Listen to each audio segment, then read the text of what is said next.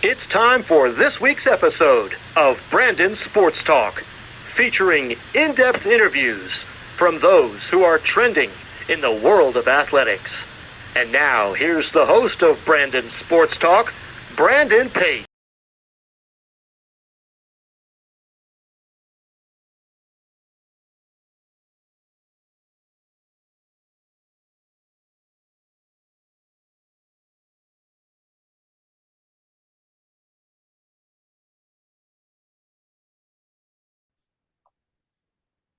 Welcome back to Brandon Sports Talk. In today's episode, I have the privilege to interview the Northern Kentucky's head softball coach, Coach Kathryn Gleason. How are you doing today? Doing great. How are you? I'm doing good. Can you talk about how you knew that you wanted to get started in coaching in college softball?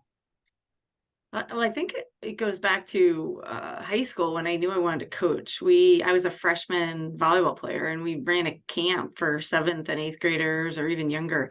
And just being in charge of a station and coaching the little ones, I still remember being in the gym and having that feeling.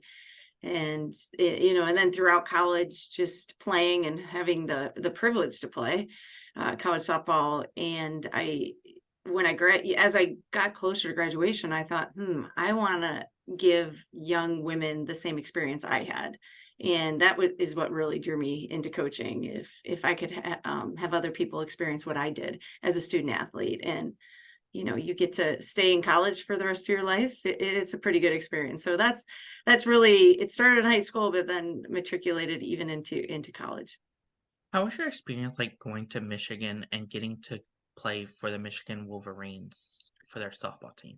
Best 4 years of my life. And anytime I get a chance to see Hutch, I actually just played golf with her about a week ago. I was in Ann Arbor for a camp. I thank her all the time because it was just the opportunity of a lifetime. I grew up playing 3 sports in high school. I have 3 brothers, and we were always competitive, but basketball was my first love. Always wanted to play basketball. Always wanted to play Division I basketball.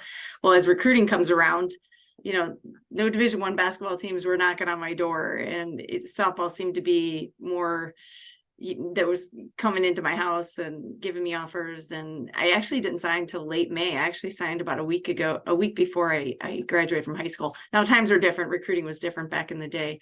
And I just think how lucky and blessed I was to be able to play at the University of Michigan. They were really just on the start of their rise. They had won the Big Ten for the first time in 1992. And then as a freshman, we won in 1993, and then again the Big Ten in 95 and 96, and we're able to go to the College World Series. So it's just a blessing that I'm forever thankful for, and I'm always thankful for the opportunity that I got to make some lifetime friends and just, again, to be in the profession that I'm in. How was that experience like getting to put on that Michigan softball uniform and representing Michigan? It's something that you still think about today, that you're always representing, the Block M. And Hutch's philosophy is always, we're in the business of growing people up and creating great Michigan women. And she does a tremendous job and has done a tremendous job with the alumni.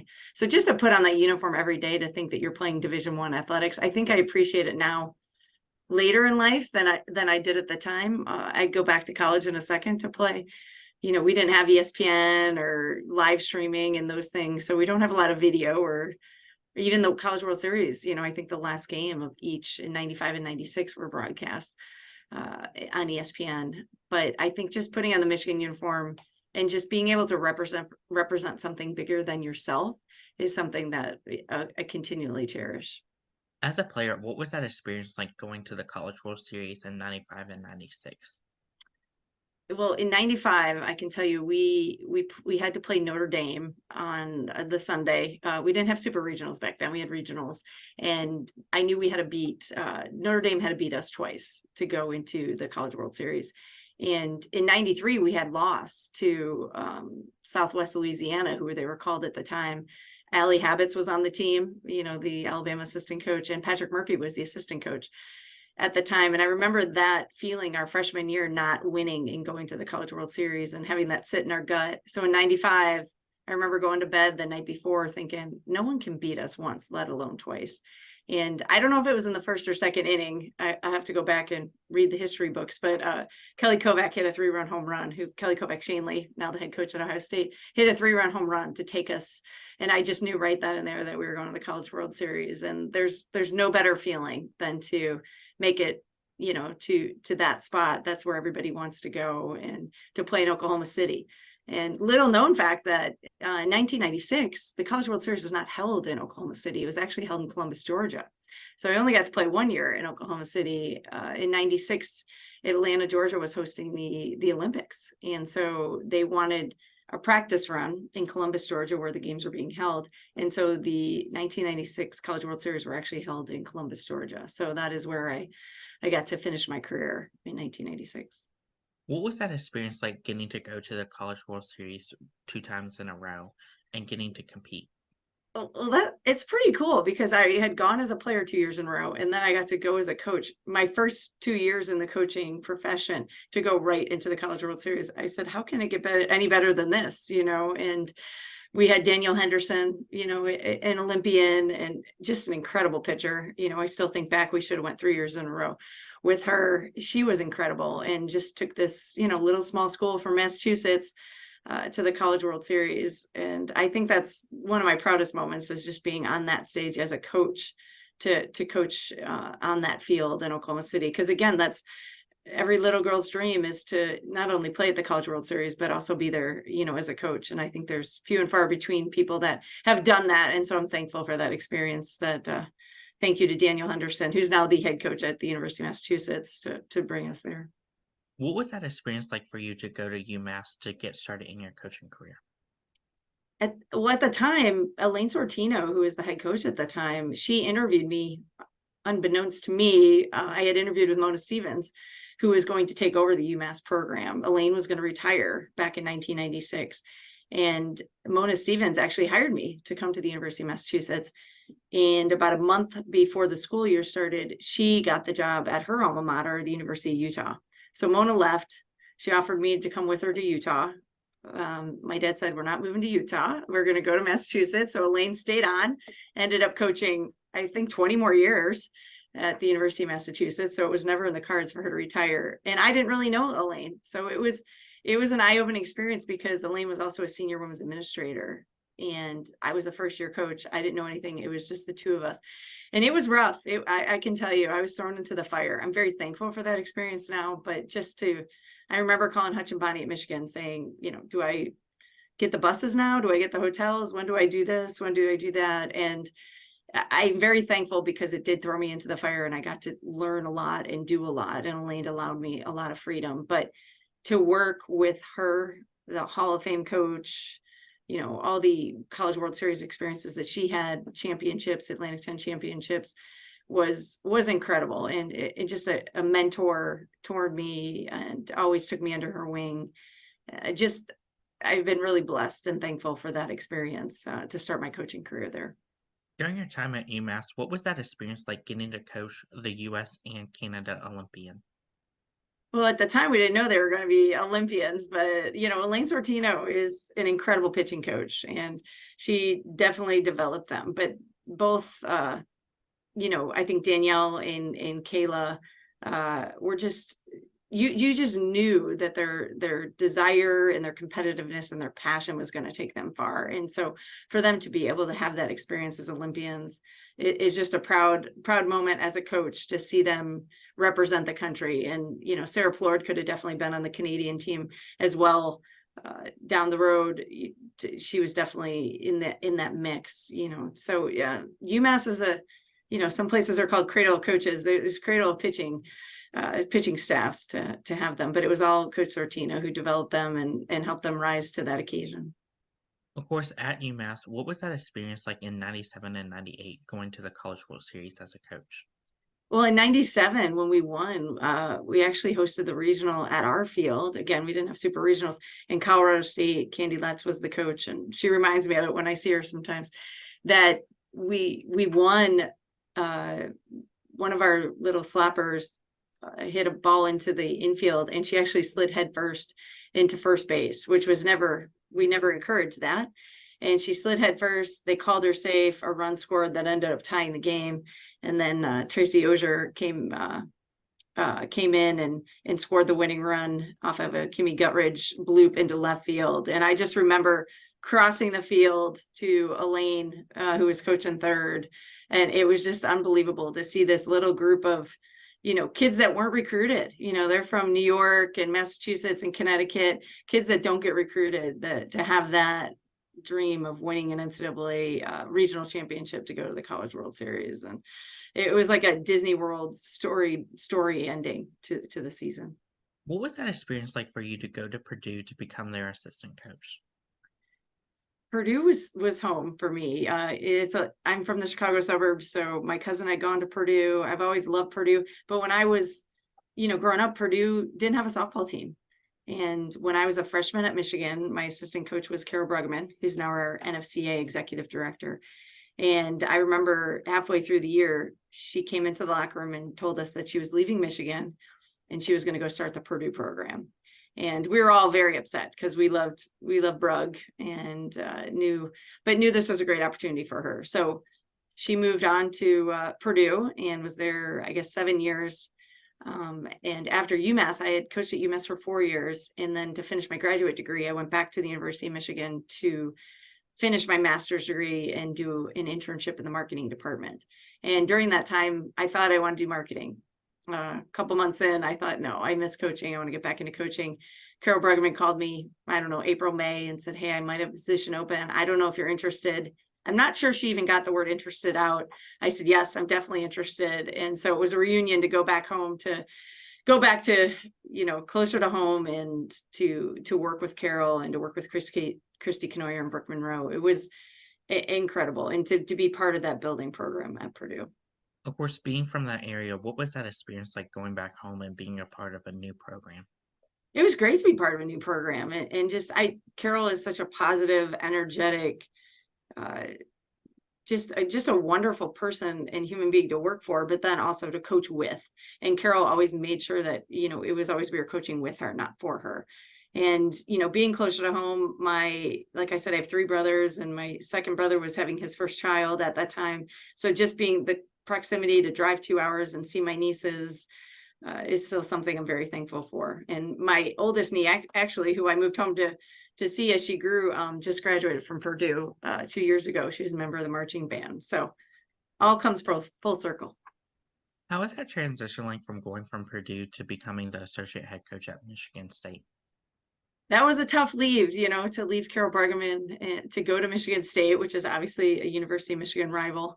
My cousins had gone to Michigan State, so I was very familiar with it. And but to work for Jackie Joseph was an incredible experience as well. I think I've just been so lucky on my journey to work with incredible people who have mentored me and allowed me to grow, and to move up in a higher position, to be in it, to make me the associate head coach our second year with her. So it was definitely hard to leave Purdue, but also another growth opportunity for me to go to Michigan State.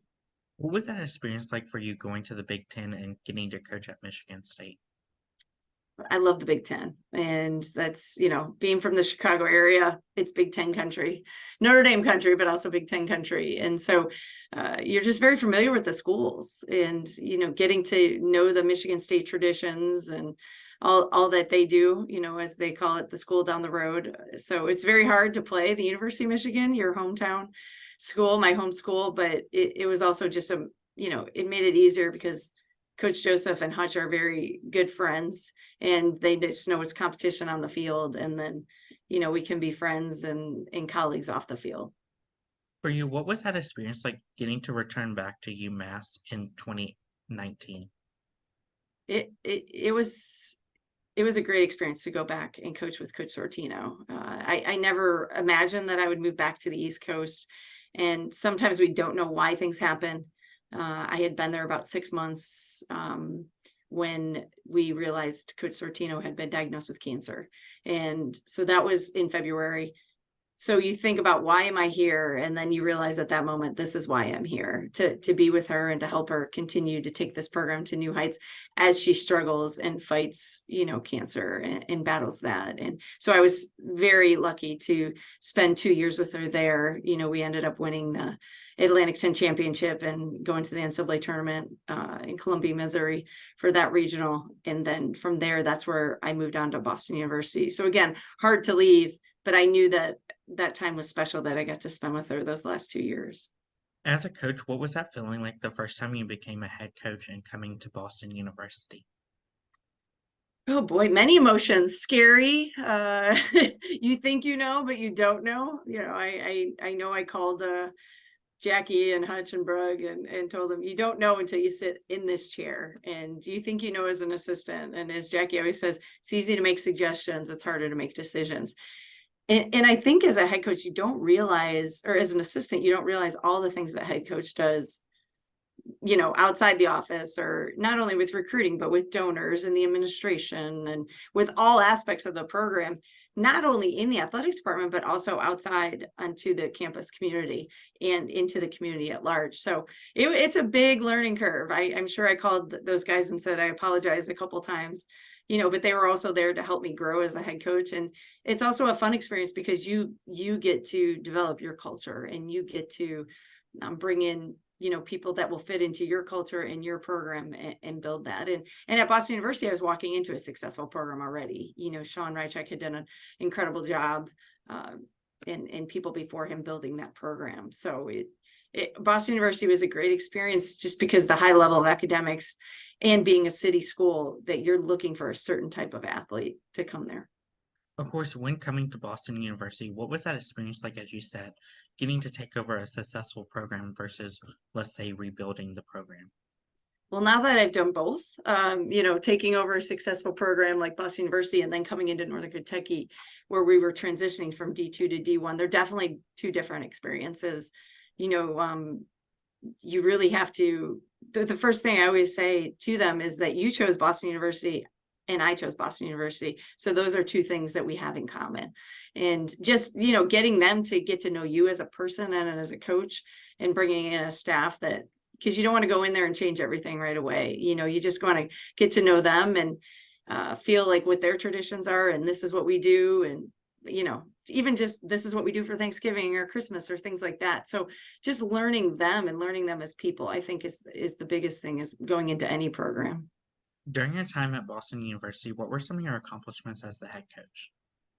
Well, our second year, we won the Atlantic 10, the Patriot League championship, and went to the NCAA tournament out in Tucson, Arizona. Of course, we got shipped out there, which actually worked out because my oldest brother lives in Phoenix, so he was able to come and bring his children over. So we had a little fan base. But I think the biggest thing was, of course, we played the University of Arizona first, and they went up 4-0 right away. And I think it was about the third or fourth inning, we got bases loaded, and our number 4 hitter came up, Chelsea Kerr, and she hit a grand slam. And I said, oh my goodness, we just tied this ball game. We could beat the University of Arizona. We ended up losing the game, but I think it just gave our team, confidence going into the next game. We ended up beating the University of Louisville, where Carol Bergman was at the time as an assistant coach. She had moved on from Purdue. And that was our first, we were the only number 4 seed during the 2014 championship that actually won a game. So we ended up beating Louisville, eliminating them. We played LSU. Our shortstop had made some incredible plays up the middle, continued to make them. We were winning the game. We ended up losing the game. So that would have been a great thing to beat LSU and then to face the University of Arizona again. But it was a year of many firsts, but just to have that experience, I had a great coaching staff in Jen McIntyre and Jordan Taylor. And, I guess one of the other, Jen went on to become the head coach at UConn from that 1 year at Boston University. What was that transition like from going from Boston University to coming to Northern Kentucky to become their next head coach?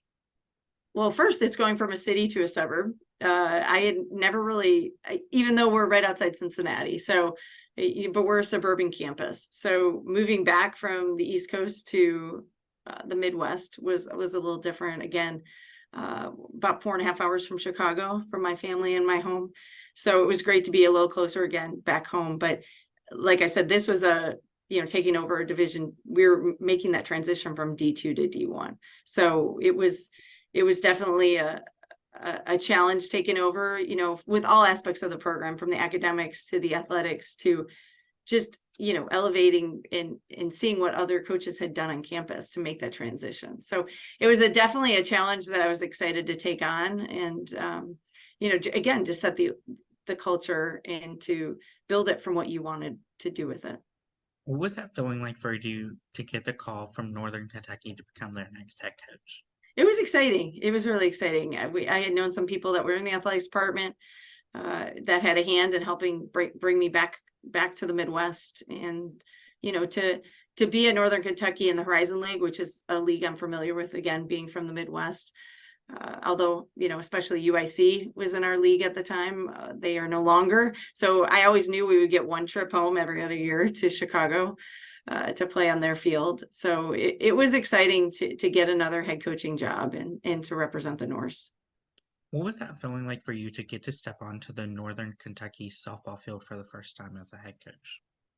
It was a different feeling. Obviously, at Boston University, wearing the red and white, and here we wear the black and gold, which are also my high school colors. So just exciting just to see the transformation that we had made, and to build the schedule. I'm all about, let's play the best. You got to be the best. You got to play the best. And one of the first phone calls I made was to the University of Kentucky and to Rachel Lawson, who played at the University of Massachusetts. I did not coach her. She's a little bit older than me, but I called Rachel and I said, we would love to come down and play you. And she said, yes. And then the next year we're going to come play you.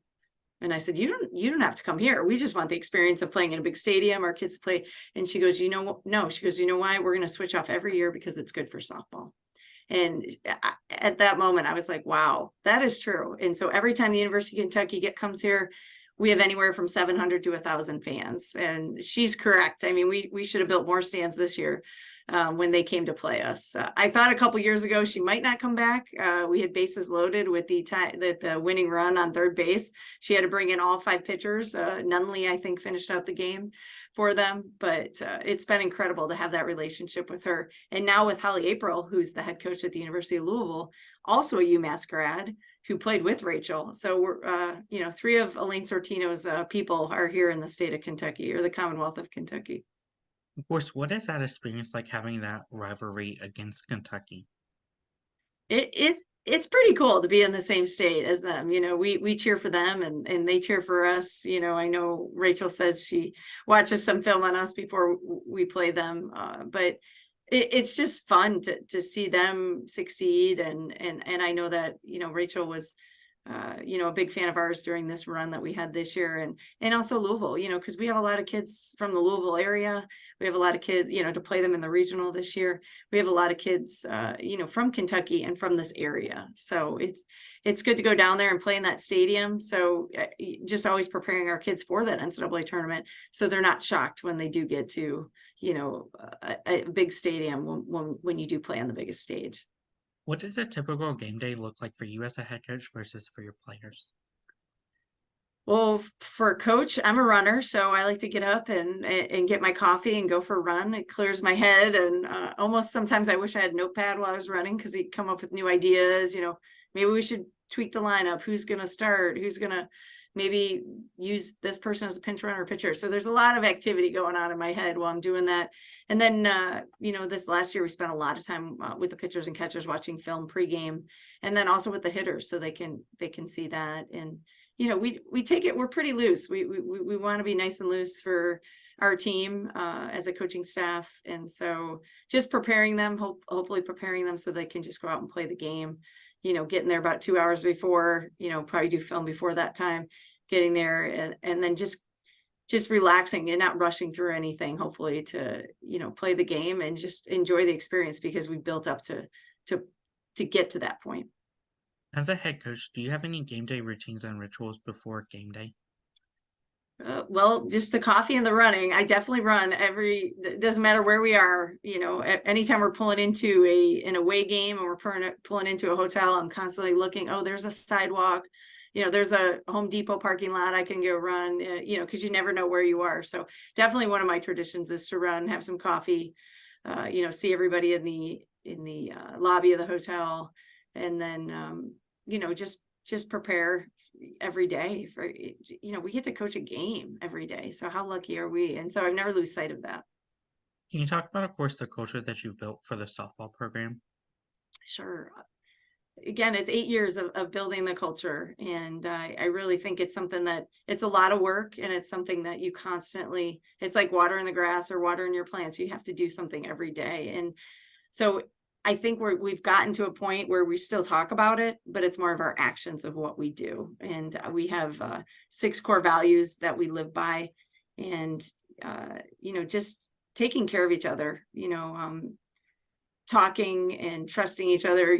My office is right in the hallway, and every time anybody walks past, they have to say, "Hi, coach, how are you today?" Because we're human beings, and that's how it's going to be in the real world. So just little things like that of just being a culture of positivity and being energetic and accountable to each other, collective responsibility. It's just not one of us, it's all of us. I have a board here, respect, communication. I'm big on the communication, just we spend our lives on our phones, but let's look at each other eye to eye, even when we talk on our phones, of how we text and communicate with each other, and how we respect everybody that touches our program, whether it's the guy that cuts the grass or drags our field, or if it's our athletic trainer or our strength and conditioning coach. We're going to treat them just like they're the head coach or the assistant coach or any part of our program. So it's more of a family that we've built, and it's been so fun to be involved in building the culture, but also just to sit back and see them really thrive in it. Academics was a big thing for me coming in here, to build that GPA and to have them responsible for their grades. When I first got here, the GPA wasn't great. And so building that up and having them take pride in that. And, one of my players, I still remember, she fought me on it a lot, doing study table, but 2 years later, she's run into my office to tell me she got a 98 on a test, or that she got an A in this class. And to see them take pride in that, because from the very beginning, I've always told them, how you do anything is how you do everything. You can't be a bum in school and lazy and then come out to the softball field or to the weight room and expect to turn it on. How you do anything is how you do everything. And so we try to be consistent in who we are as people and as players. Who are some of the teams in your conference that you face each week? Oh gosh, Horizon League is a very competitive conference. Oakland University, when I first was here, obviously the University of Illinois at Chicago, UIC, Michelle Venturella was running that program, and they were winning championships. They have since moved on to the Missouri Valley Conference. And Oakland University, Youngstown State, Cleveland State, Green Bay, Robert Morris has now come into our conference, along with Fort Wayne, Detroit Mercy. So IUPUI, we have a very competitive conference, and it's been fun to see the coaches go out and play a very competitive schedule, because they know that that's going to make our conference and our games and rivalries better. What is that home game atmosphere like when teams like Cleveland State comes versus going away to Fort Wayne? It's a great environment. I think we've created a great environment here at home, because we've almost unintentionally taken out the windscreen in the outfield. And now, the parents, some of them pull their trucks up or sit out there, or they set up their lawn chairs out there in the outfield. So we don't have a windscreen right now, so that they can, have that different view. And sometimes that's the view they prefer, or mom's sitting in the stands and dad's sitting out there. I think it's a great atmosphere. And I think the great thing about the Horizon League too is that we all kind of recruit from the same area. So everybody knows, there's got to be a kid on your team that knows 2 or 3 players on that team, or 2 or 3 players on that team. So it's fun to have that rivalry, and to play against people that they maybe play travel ball against, high school against, and to continue to compete on the field. What does that recruitment process look like for those prospective student athletes looking to play collegiate softball? It's changing, and I think as coaches, we are ever changing as well, and adjusting. And, obviously with text messaging now, and Twitter and Snapchat and Instagram, there's many ways to to discover a student athlete. You might have somebody on your Twitter feed that comes up and you're like, wow, that kid's pretty good. Where is she from? Or, a lot of word of mouth. We recruit heavily here in the Midwest, and we might know a travel ball coach for years and said, hey, I have a player for you that I think would fit into your program. So I think it's forming relationships with travel ball coaches, high school coaches, people out there that know you as a person and believe that this kid can fit into your program and your culture academically and athletically, and also as a person. So we always, again, talk about our core values and talk about that. What we're here to do is not only become better people, better students, and better athletes, and win those championships. What are some of the things that you look at as a head coach and those prospective student athletes went out on the road recruiting them? Well, definitely look at them. Do they hustle on and off the field? Are they positive, energetic people? We talk about it every day. We want to be around positive, energetic people. That should be the best 2 hours of their day when they go to practice, because I know it's the best 2 hours of my day when I'm going out there. Sue Enquist, former UCLA coach, I remember listening to her in a conference or convention or something, and she said, your players don't care all the meetings that you went through in the morning. They don't care what kind of day you had, but when you go out there, you show up and be your best self. And it doesn't matter if you have to drive to your field, turn on your favorite song, and get yourself pumped up. So I always think about that as I'm lucky enough to walk to practice to our field and think about, it doesn't matter what kind of day I had. This is the best 2 hours of their day and the best 2 hours of mine. And this group that we just had in 2023 was the most enjoyable group I've ever been around. Energetic, positive, wanted to be there, wanted to practice, and just made every day even better. And I think that, you can see that with the championship that we won at the end. As a head coach, what is it like seeing those players who get to put on that uniform for the first time as a freshman? It's exciting. And I try to do it in the fall. We play fall games in the fall, so they can put that uniform on. So in February, when we start, it's not the first time that they put that on, and just to see their faces light up and know that again, that they have a responsibility to represent the Norse on and off the field. It's really exciting. I think it's more exciting to see the parents, get out there and take their picture and see what things are like. But, we always say it's the prospective student athlete or the student athlete's experience. But, the families are a part of it. So it's always one of the great days to see them, especially in the fall, put that uniform on for the first time. Of course, as a head coach, what is it like seeing those freshmen get their first career highs like home runs, RBIs? Well, sometimes I'm so in the thick of the game that I almost forget, because we do incorporate the freshmen right into it. And especially with this, I think the last two freshman groups, they have just intertwined right away into the team. So you almost forget sometimes what year they are, especially with the COVID years. So people sometimes have to remind me, if our dugout's great about, if somebody gets a first hit or something, but sometimes they have to remind me, like, coach, that was her first home run. I'm like, oh yeah, that's right. So acknowledge it after the game. So, but I think especially this year, all our freshmen made contributions to help us win that championship. So, bringing in good people again and good athletes, so they can just seamlessly go into the team. As a coach, what is it like seeing those seniors put on that jersey for the last time? That's a tough day. Even going through the Horizon League tournament, you knew getting up every day, is this the last time that they're going to suit up? Is this the last time? And, in 2020, we had 10 seniors, and 8 I had recruited and 2 I had inherited. And they were incredible people and students and athletes. And I really thought that was the year we could win the Horizon League, because we had those 10 seniors, strong pitching staff. And then to see it come to a halt, I will never forget that day. And I kept telling them, guys, it's going to be okay. We're going to be back in like 2 weeks. This is going to blow over, but then to also have to tell them the finality of that was hard. And it still haunts me, but it's also a celebration, that they've come 4 years. We'll have 9 seniors this year. 2 of them will be from a COVID, so it's actually their 5th year. And so this senior day will be really tough, really tough. As a coach, what is it like seeing those softball players go on and play professional softball, whether it's Athletes Unlimited or the U.S. route? Well, it's been fun to watch them grow, and I tell them all the time, play as long as you can. You know, you don't have to go out into the real world yet. Go play as long as you can. So, you know, it was fun to watch, you know, Danielle and Sarah and Kayla like go on and play professionally. And, you know, now to see, you know, the Michigan alums go play in Athletes Unlimited, and just to even to see coaches on the road who are your colleagues, to go see them play, I think is a lot of fun, because you can also see you know, we're all kids again when you put on that uniform and get to go play. Of course, what are some of your future plans with the Northern Kentucky softball program moving forward?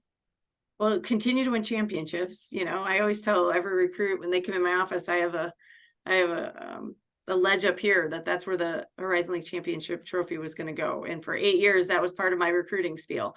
So now I have to say, now we're going to move it over to put two trophies up there. So our trophy is up there, and just to continue that, you know, the standards have been set. Now we raise the standards even higher to make it something that is just not, you know, one hit wonder, that this is what we're going to continue to do. And they have already raised their standards that, you know, we want a ring every year to celebrate those championships and to go to the NCAA tournament and win. What advice would you give those freshmen entering their first year of college softball? The journey is just beginning. You know, they've gone through a recruiting journey, which has been great. And I know it's been stressful and hard. And now you're here. Now the work begins. And, you know, and that's something that I addressed in the freshman parent meeting, is now the work begins. It's going to be hard. It's going to be hard. And they're going to call home crying, and I don't know if I can do this. And you know, you got to stick with them, because it is the greatest 4 years of your life, and you're going to have challenges and you're going to have adversity, but you're also going to have celebrations and great joys, and you're going to make friends for the rest of your life, and you'll be in their weddings and see their children grow. And it really is, it's a great experience that few people get to experience. So, you know, sometimes you get in the thick and mud of it and you don't appreciate every day, but just appreciate every day that you get to go to practice, you know, especially, you know, sometimes there's injuries, and sometimes that puts things in perspective for people, that you only get this short window of time to be able to get out there and play the game you love, and to represent and to play with your friends. So just enjoy every minute of it, but the work is just beginning. What advice would you give those softball players out there looking to play professionally, whether it's Athletes Unlimited, the US, or the MPF route? I think it's just, you know, a lot of these summer leagues are growing as well in Florida and some other locations, that if that's something you want to get involved in, you know, you need to reach out to the right people, get to know some people, that and let them know you're interested, so we can let other people know they're interested. So when those drafts come around, if that's something that they want to do, you know, and there's plenty of opportunities for marketing and, you know, sports information behind the scenes that they can get involved in that way during their career, that maybe leads into something after graduation. What advice would you give those college athletes out there looking to become future Olympians and represent Team USA or Canada? You got to put the work in. You know, it's not easy to see Amanda Chittister come back. And, you know, if you follow her on Twitter or any social media, you know, that kid worked every single day to get to where she wanted to be. And you can't take days off. You know, you got to get in there and work, and not only, you know, on the physical side of the game, but on the mental side of the game. And I think that's something that you see a lot of these players do, and it's a commitment. You know, it's not just a 1 or 2 year thing. It's, you know, these players are playing well into their late 20s, early 30s. You know, even Danielle Lowry, you know, playing longer as they age. And people say you get better with age. You know, you learn a lot more, definitely on the mental side. So just working on both aspects of your game, mentally and physically. What advice would you give those college softball players out there looking to get into college coaching after their playing career?